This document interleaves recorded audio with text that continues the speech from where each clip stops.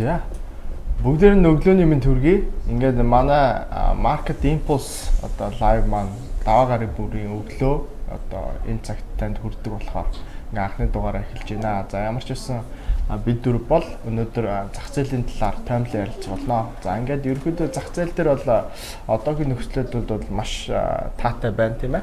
Ер нь бол одоо 5 дахь өдөр бол Америкийн зах зээл бол маш огцон өсөлтийг бол үзүүлж чадлаа. Тэгээд энэ төр бол энэтэй холбоотойгоор бол зах зээл маш сайхан сэргэлтийг авч чадлаа. Бид бүхэн өмнөх одоо дугаарууд дээр ярьж байснаар ямар ч байсан зах зээл дээр бол төр зүрийн одоо өсөлт бол үргэлжлэхнэ гэдэг одоо таамаглаж байсны дагуу одоо өсөлтүүдээр үргэлжлээд амжилттай явж байна. За тэгээд энэ өсөлт бол мэдээж 6 сарын дунд хүртэлтэй дараагийн бодлогын хүү зарлагдталд бол эрчимтэй үргэлжлэнэ гэж бид нар бол таамаглаж байна. Тэгээд ер нь бол зах зээлийн өсөлтийн за ялангуяа Америкийн зах зээлийг ерөөдөө онцолж ярьж байгаа тийм. Америкийн зах зээлийн буюу S&P 500 бол Nasdaq индексүүдийн ерөөдөө өсөлт бол нэг ойролцоогоор 13-аас 15% өсөлт бол Евролийн зэгээс хүлээгдэж байна. Тийм учраас хэрвээ та одоо үүдчи хөрөнгө оруулалт хиймээр байгаа бол яг одоо голомт капиталтай холбогдоод гадаад дотоодын өссөн биржээсээ өссөн одоо хувьцаа авах боломжтой байгаа. За ингээд ямар ч харилцагч нартаа ерөөдөө зах зээлийн талаар апдейтик өгье. За Хонконгийн зах зээлээс эхлэе. За өнгөрсөн 7 хоногт за Хонконгийн хөрөнгөний биржийн Hang Seng индекс баг зэрэг өсөлттэй хагдсан байгаа. За 7 хоногийн ихээр бол уналттай байсан. Энэ нь бол мэдээж ковидын нөхцөл байдалтай холбоотой уналт үргэлж ирж байсан. За тэгээд өнгөрсөн 7 хоногт нэг чухал тоо мэдээлэл гарсан. Тэр нь бол үйлдвэрийн ашиг хасах 8.4% та гарсан байна. Одоо нийт одоо үйлдвэрүүдийн одоо ашгийг нь дончилсан тоо мэдээлэл ахна шүү дээ. Тэгэхээр 4 сард бол хятадын үйлдвэрүүд бол ашиггүй дундчин алдагдaltaй гарсан байх нэ тий. За энэ бол мэдээж Шанхай хөл өрөөтэй бол шууд хамааралтай зүйл. За Шанхай одоо 3 дахь өдрөөс эхлээд хөлөөр байгаа цуслана гэж ярьж байна. За ингээд бүр эдийн засаг нэгдэх нэ, үйлдвэрүүдийн ашиг бол буцаад нэмэгдэх нэ гэсэн хүлээлттэй байгаа.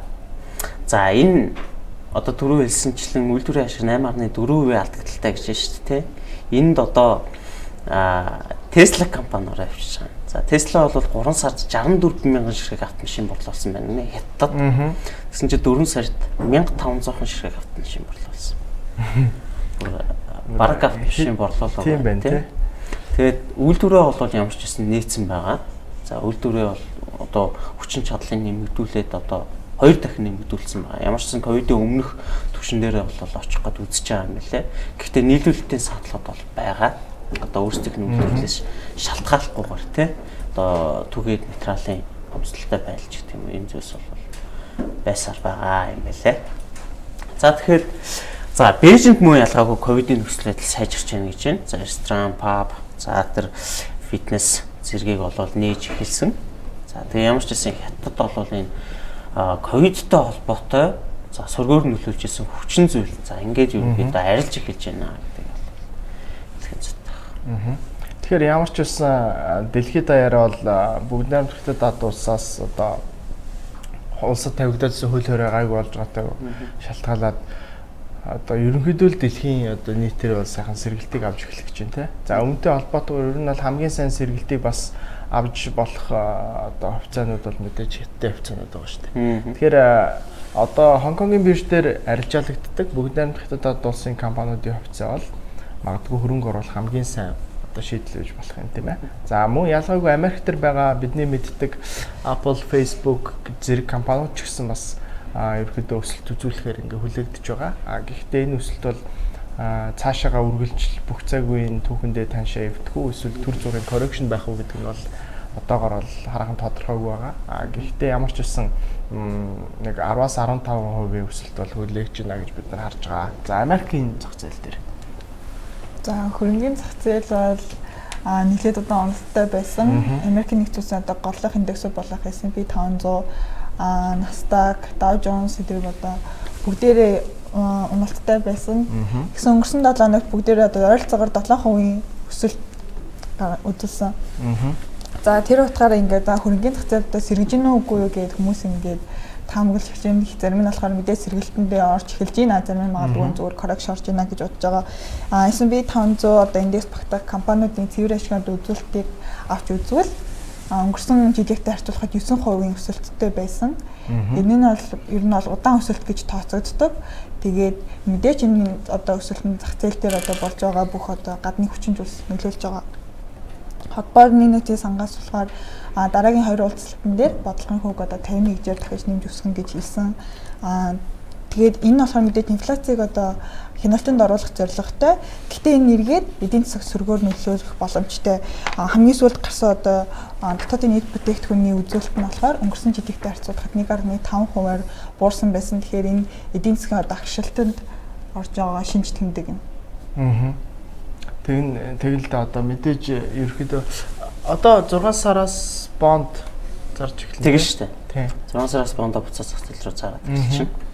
Тэгтээ яг бага хэмжээгээр юм билээ. 3 сарын дараа 9 сарын 1-ээс эхлээд ерөөдөө хэмжээгээр зарж эхлэх юм билээ. Тэр үед л хараа одоо бондын yield тэнгэр тулаад явцдаггүй юм бол бас гайварлах л та. Өнөөдөр чинь нэрээ 5 сарын 30 Memorial дээр юм байна. Тэгээ өнөөрөө тийм зэвсэл нэрээ Америк ажиллахгүй амарх юм байна те. 6 сарын 10-ны өдөр Америкийн хэрэглээний үнийн индексийн тоо мэдээ гарна. 15-нд болохоор бодлогын үнийн шийдвэр гарах байгаа. За энэ хоёрыг бол ямар ч гэсэн энэ сард та бүхэн одоо тий календар дээр оруулаад заавч хүлээх ёстой зүйл шүү. Ялангуяа Америк дөрөнгө оруулж байгаа хүмүүс бол заавал харах шаардлагатай үйл явдал болж байгаа. За ямар ч үсэн ингээд Америкт Memorial Day эхэлж амралтын өдөр эхлээд хүмүүс ерөөдөө холын зам тээвэрт гарч за ингээд аяллаар явдаг юм өдрөл тэг их жолоодлогын өдрөл эхэллээ гэж ярьж байгаа.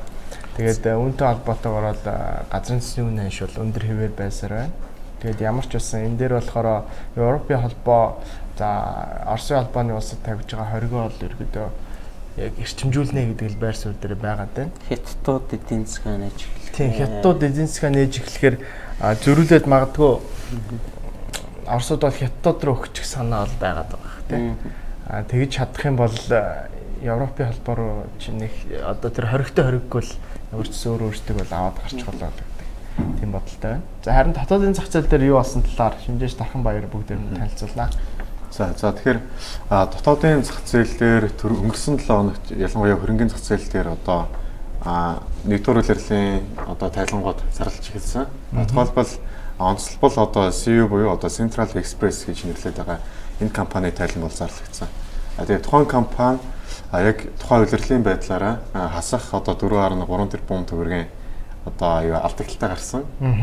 Гэхдээ борлуулалтын орлого нь одоо яг төлөвлөгөөнд ойролцоогоор хүрхөөс буюу одоо нийт 22 оныхоо төлөвлөгөөний 17.5% тэнцвэр хэмжээний гүйцэтгэл хийсэн явж байгаа.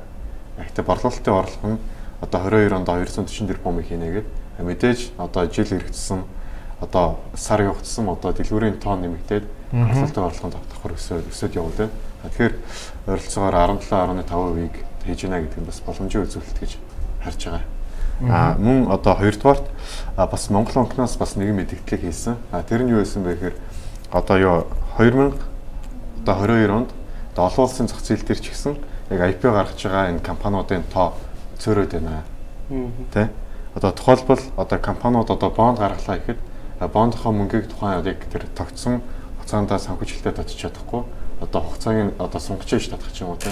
Тиймэрхүү нөхцөл байдал одоо үүсэн бий болоод байгаа учраас одоо яг энэ банкны IPO гэдгийг одоо ингэж хойшлуулах нь бас өөрөө бас ийм хойшлуулахаас өөр шаард одоо гарцгүй юм одоо үйл явдал боллоо гэж хэлсэн байгаа. Гэхдээ одоо мөн одоо банкуд дээр EQR хийнэ гэдэг байгаа шүү дээ тийм.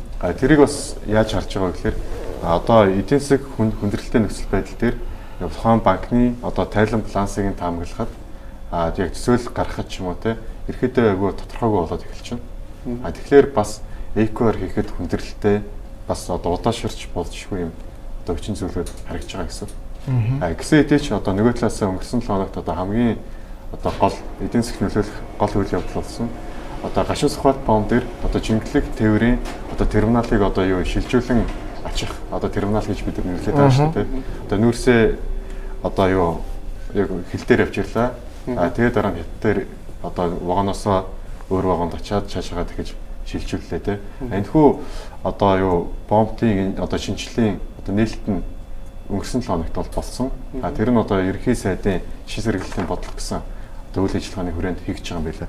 Тэгэхээр бас энийг бас юу гэж харж байгаа вэ гэхээр ер нь дэлхийн нийтээрээ одоо нүүрс хэрэглэгээ болёо, одоо нүүрснээс татгалцъя гэдэг ерөөдөө мэдээлэл гаргаад тийм аян ч гэсэн одоо эхлүүлээд явж байна те.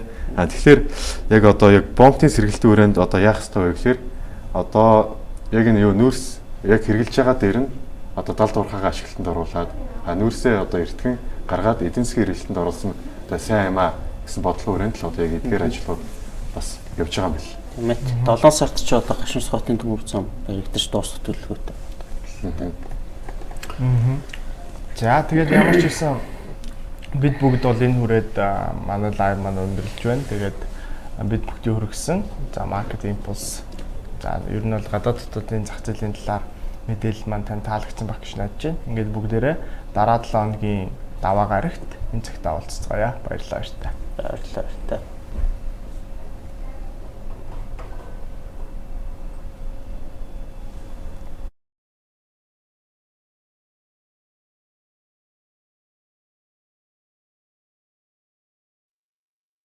Thank you.